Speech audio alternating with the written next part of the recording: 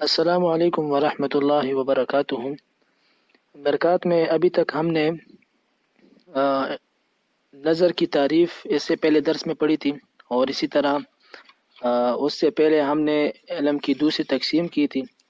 تو ہم نے نظر کی تعریف میں 5ویں درس کے دوسرے حصے میں ہم نے یہ پڑھا تھا کہ نظر کہتے ہیں ترتیب امور معلومات، کی امور معلومہ کو ترتیب دینا، لیتعدی ذالک الی تحصیل المجہول، تاکہ یہ امور معلومہ کا ترتیب آپ کو ایک مجہول چیز بتا دے۔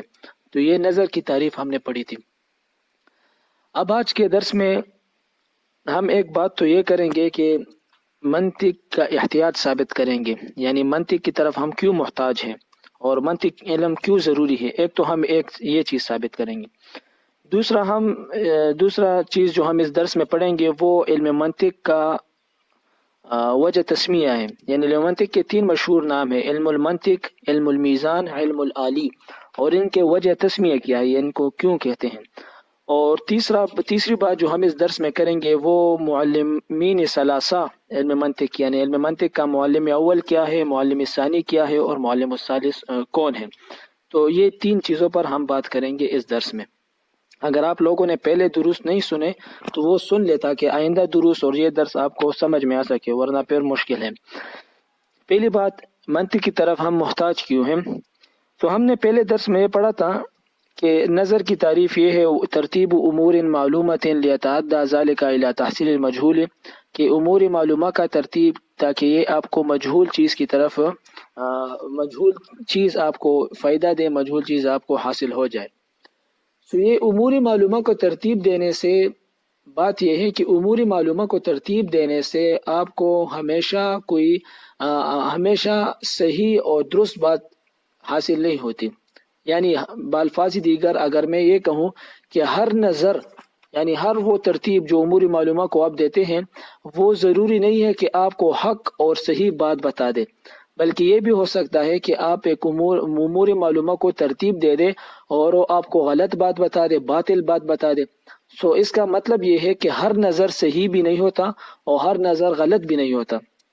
تو اب ہمیں کس طرح پتہ چلے گا کہ ہر نظر صحیح ہے، یا کون سا نظر صحیح ہے یا کون سا نظر غلط ہے؟ بالفاظ دیگر کون سا ترتیب جو ہم نے دیا ہے وہ اس نے صحیح بات تک ہمیں پہنچایا ہے، حق بات تک ہمیں پہنچایا ہے، یا جس نظر کو جن امور معلومہ کو ہم نے ترتیب دیا ہے وہ باطل بات کی طرف یا غیر درست بات کی طرف ہمیں پہنچا رہے ہیں۔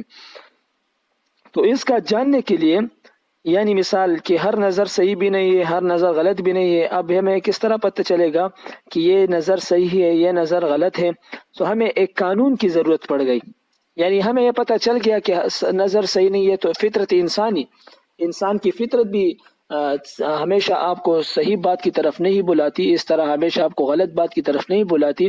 تو حق اور باطل، صحیح اور غلط کے درمیان فیصلے کرنے کے لیے آپ کو ایک قانون کی ضرورت پڑی، یعنی ایک قانون، ایک قاعدہ، ایک علم کی ضرورت پڑی، ایسا قانون کہ آپ کو اس نظر میں، اس فکر میں آپ کو اس خطا سے بچا سکے، یعنی آپ کو اس خطا سے بچا سکے کہ آپ جو نظر کر رہے ہیں، جو امور معلوموں کو ترتیب دے رہے ہیں، اس میں آپ کو بتا دے کہ آپ اس میں مخطی ہے یا اس میں آپ مصیب ہے۔ تو اس وہ علم جو آپ کو خطا سے، فکر میں خطا سے بچاتا ہے اور مجہول چیز کے جاننے میں، تو اس علم کا نام اور اس قانون کا نام منطق اور میزان ہے۔ تو احتیاج الی المنطق ثابت ہو گیا۔ خلاصتاً میں آپ کو بتا دوں کہ ہر نظر صحیح نہیں ہوتا اور ہر نظر غلط بھی نہیں ہوتا، یعنی یہ بھی نہیں ہے کہ آپ جس چیز کو ترتیب، امور معلومہ کو ترتیب دیں گے وہ آپ کو صحیح چیز کی طرف بلا دے، اور یہ بھی نہیں ہو سکتا کہ آپ امور معلومہ کو ترتیب دیں گے وہ آپ کو غلط کی طرف بلا دے۔ لیکن کچھ غلط کچھ صحیح ہو سکتے ہیں، لیکن کون سا غلط ہے کون سا صحیح ہے یہ جاننے کے لیے ہمیں ایک علم کی ضرورت پڑتی ہے، اور وہ علم جو ہے وہ علم منطق ہے۔ مثال میں آپ کو بتاتا ہوں کہ ہر نظر صحیح اور نظر غلط۔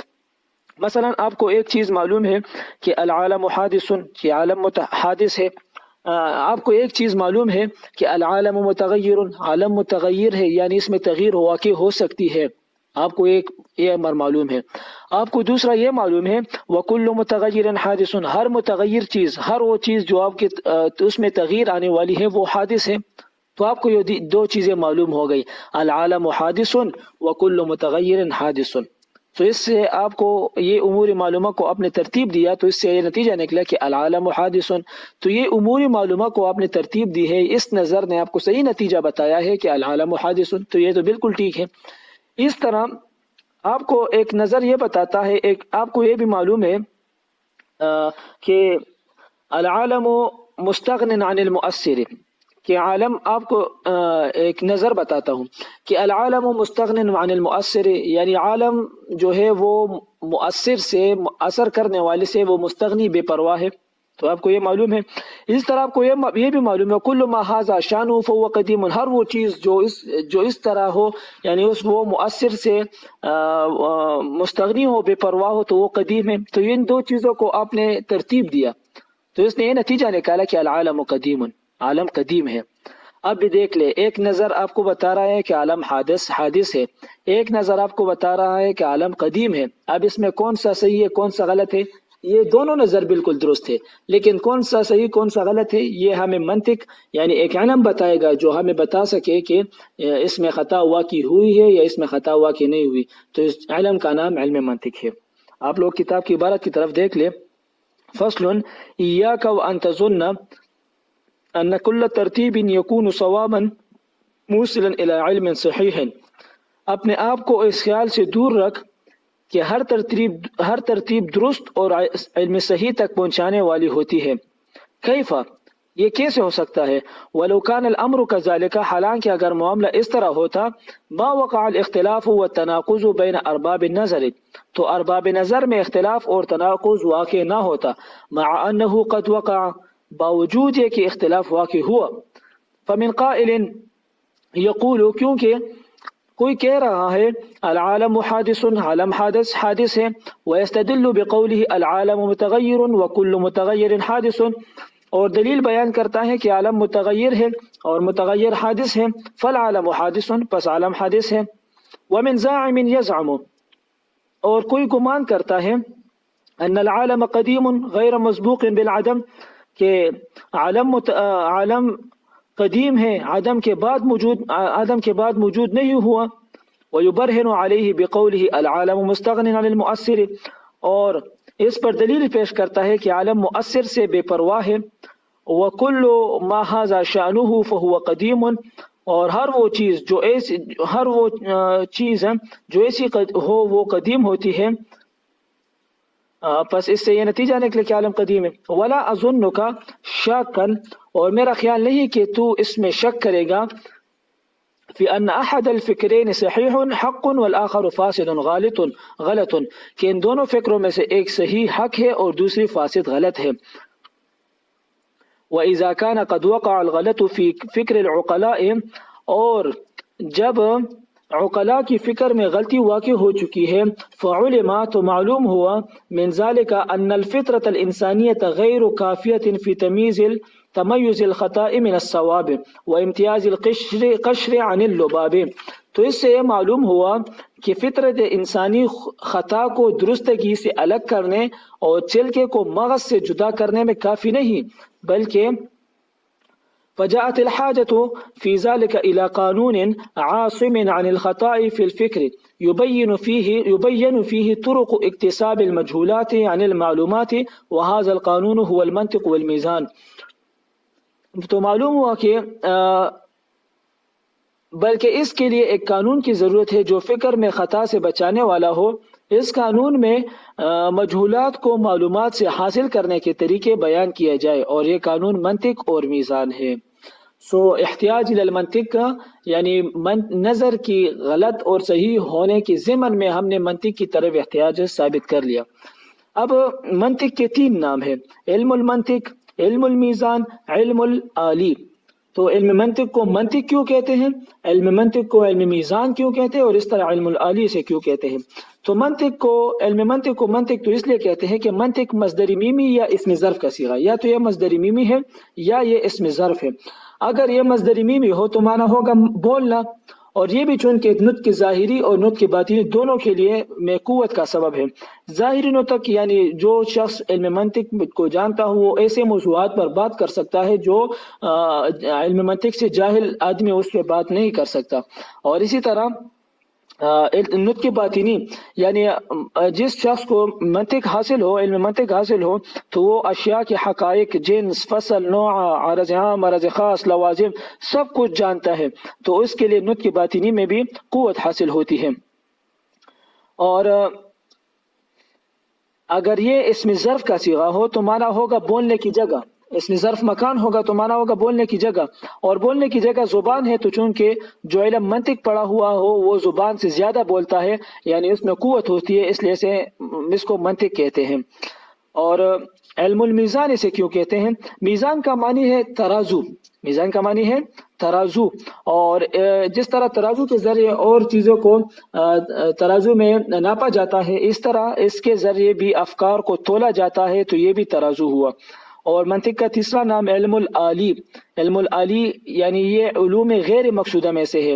علوم مقصودہ تو قرآن ہے، حدیث ہے، فقہ ہے، سو علم العالی اسے کہتے ہیں کہ یہ ایک آلہ ہے اس کو حاصل کرنے کے لیے، تو یہ علوم غیر مقصودہ میں سے ہو گیا۔ اب عبارت کی طرف آپ لوگ دیکھ لیں، اما تسمیتہ بالمنطق، بہرحال اس قانون کا نام منطق رکھنا، فلتاثیرہ فی النطق الظاہری عن التکلم، یعنی اس کے نطق ظاہری یعنی بولنے میں اثر کرنے کی وجہ سے ہے، اذ العارف به یقوی علی التکلم بما لا یقوی علیہ الجاہل، کیونکہ اس کو جاننے والا جس قدر کلام کرنے پر قادر ہے اس پر نہ جاننے والا قادر نہیں۔ وقضا فی النطق الباطنی، اور ایسی ہی نطق باطنی یعنی عن الادراک یعنی ادراک میں اثر کرنے کی وجہ سے، لأن المنطقی یعرف حقائق الاشیاء، کیونکہ منطقی اشیاء کے حقائق ویعلم اجناسها وفصولها وانواعها ولوازمها وخواصها، اشیاء کے حقائق اور اجناس، فصول، انواع، لوازم اور خواص کو جانتا ہے، بخلاف الغافل عن هذا العلم الشریف، بخلاف اس شخص کے جو اس علم شریف سے غافل ہے، وہ ان چیزوں کے ادراک سے بھی غافل ہے۔ وَأَمَّا تَسْمِيَتُهُ بِالْمِيزَانِ، اور بہرحال اس قانون کو میزان کہنا، فَلِأَنَّهُ قِسْطَاسٌ لِلْعَقْلِ، اس لیے کہ یہ قانون عقل کے لیے ترازو ہے، یوزن بِهِ الْأَفْكَارُ الصَّحِيحَةُ، اس سے صحیح افکار کو تولا جاتا ہے، وَيُعْرَفُ بِهِ نُقْصَانُ مَا فِي الْأَفْكَارِ الْفَاسِدَةِ، اور افکار فاسدہ کے نقصان، وَاِخْتِلَالُ مَا فِي الْأَنظَارِ الْكَاسِدَةِ، اور انظار فاسدہ کے خلل کو پہچانا جاتا ہے۔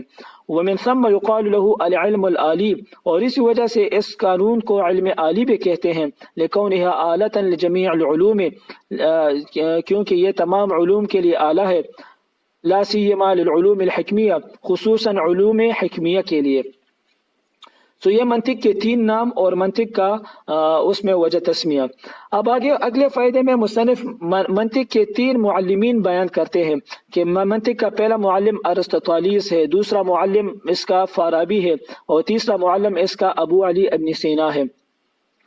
اب پہلا معلم منطق کے واضح ہیں، یعنی معلم یا ہم اسے کہتے ہیں کہ علم منطق کے واضح، جس نے علم منطق کو وضع کیا ہے، سو سب سے پہلے ارسطاطالیس، جس کو ہم لوگ ارسطو بھی کہتے ہیں، ارسطو نے اس کو مدون کیا۔ ارسطو جو ہے یہ 384 قبل مسیح پیدا ہوا، اور اس کی جائے ولادت مقدونیہ، یہ یونان کا ایک شہر تھا، اس میں یہ پیدا ہوئے، اور کہا جاتا ہے کہ ارسطو حکیم افلاطون کا شاگرد تھا، اور افلاطون حکیم سقراط کا شاگرد تھا، اور حکیم سقراط حکیم فیثاغورس کا شاگرد تھا، اور فیثاغورس حضرت سلیمان علیہ السلام کا شاگرد تھا۔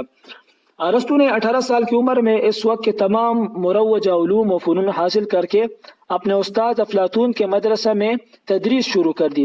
پھر ان کو یونان کے بادشاہ فلپ نے اپنے بیٹے اسکندر کے لیے معلم مقرر کیا۔ یہ وہی سکندر تھا جس نے قول کے مطابق ساری دنیا پر بادشاہی کی، اور وہ بادشاہی اپنے استاد کے مشوروں سے ہی حاصل کی، اور بعض روایت کے مطابق سکندر کی گزارش پر ہی ارسطاطالیس نے علم منطق کی بنیاد رکھی اور واضح اول کہلائے، اور ان کی وفات 322 قبل مسیح میں ہوئی۔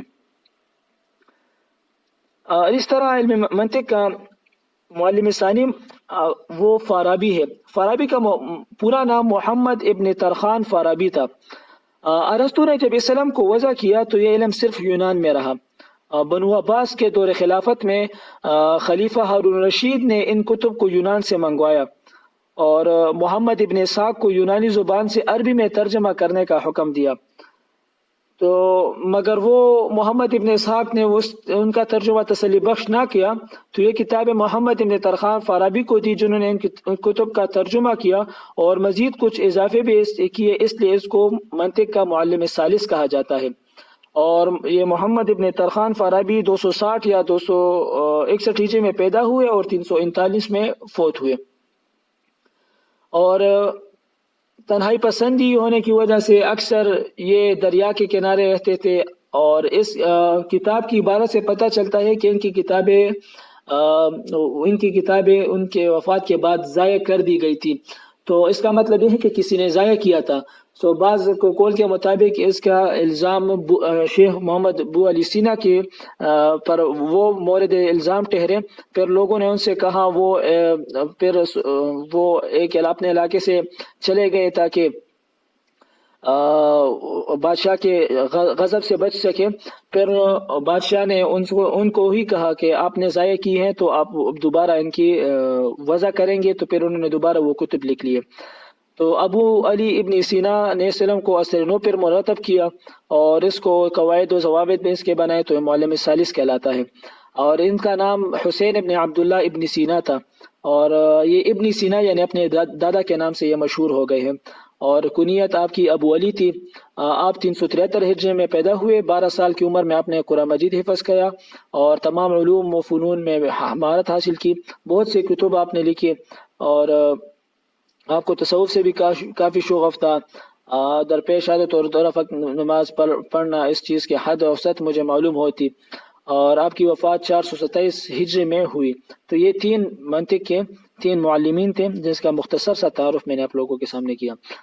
عبارت کی طرف دیکھ لے، فائدہ اعلم، جاننا چاہیے کہ ان ارسطالیس الحکیم دون هذا العلم، کہ ارسطالیس حکیم نے اس علم کو مدون کیا بامر الاسکندر الرومی، اسکندر رومی کے حکم سے، ولہذا یلقب بالمعلم الاول، اور اسی وجہ سے اس کو معلم اول کے لقب سے یاد کیا جاتا ہے۔ والفارابی حذب هذا الفن، اور فارابی نے اس فن کو آراستہ کیا، وهو المعلم الثانی، اور وہ معلم الثانی ہے۔ وبعد اذاعت کتب الفارابی فصلہ الشیخ ابو علی ابن سینا، اور فارابی کی کتابیں ضائع ہونے کے بعد شیخ ابو علی ابن سینا نے اس علم کی تفصیل کی۔ اگلے فصل میں مصنف فرماتے ہیں، فصل ولعلک علمت مما تلونا، اور شاید تم قبل میں احتیاج الی المنطق والے مضمون سے آپ کو علم ہوا ہوگا، فی بیان الحاجت حد المنطق، علم منطق کی تعریف آپ کو علم میں آ گئی ہوگی، و تعریف علم منطق کی تعریف یہ ہے، انہ علم، کہ علم منطق ایسے علم ہے، بقوانین، ایسے قاعدوں کا جاننے کا نام ہے، تعصم مراعاتها الذہن، جن کی رعایت کرنا ذہن کو بچاتا ہے، عن الخطاء فی الفکر، فکر میں خطا سے بچاتا ہے۔ قوانین قانون کی جمع ہے، قانون کا لغوی معنی ہے مستری کتاب، یعنی پیمانہ، ہم اسے فٹ کہتے ہیں۔ اصطلاح میں قانون ایک امر کلی کا نام ہے جو اپنی تمام جزیات پر منطبق ہو اور اس کے ذریعے جزیات کے احکام معلوم ہو۔ مثلا آپ کو یہ معلوم ہے کہ کل فاعل مرفوع، تو یہ ایک قانون ہے۔ اب جہاں بھی ایک جزئی فاعل آئے گا تو اس پر یہ مرفوع، اس کا حکم وہ منطبق ہوگا۔ تو قانون ایک امر کلی ہے جو اپنی تمام جزیات پر منطبق ہو اور اس کے ذریعے جزیات کے احکام معلوم ہو۔ تو ہم نے یہ 3 باتیں کر لی، ایک تو ہم نے احتیاج الی المنطق ثابت کیا، دوسرا علم منطق کے 3 نام اور وجہ تسمیہ بیان کیے، اور علم منطق کے معلمین ثلاثہ کے مختصر تعارف، اور اسی طرح علم منطق کا تعریف۔ تو ہم نے ابھی تک یہ دروس پڑھ لیے۔ اگر آپ کو پھر بھی ان دروس میں کچھ مسئلہ ہو یا کوئی بات پوچھنی ہو تو آپ بالکل مجھ سے پوچھ سکتے ہیں۔ والسلام۔